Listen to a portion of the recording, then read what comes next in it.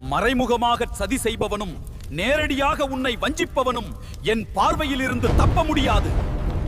லங்காதே.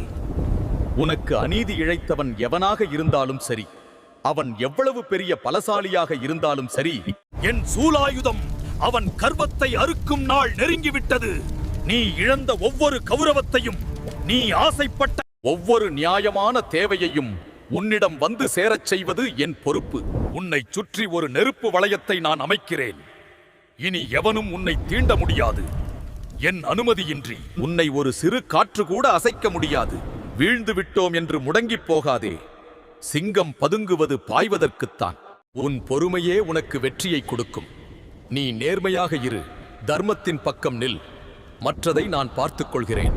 உன் பின்னால் நான் இருக்கிறேன். எழுந்து நட, உனக்கான சாம்ராஜ்யத்தை நோக்கி. பயம் எதற்கு? உன் தந்தை நான் இருக்கும்போது உனக்கு கவலை எதற்கு? இது வெறும் பேச்சல்ல, இது ருத்ரனின் சத்தியம்.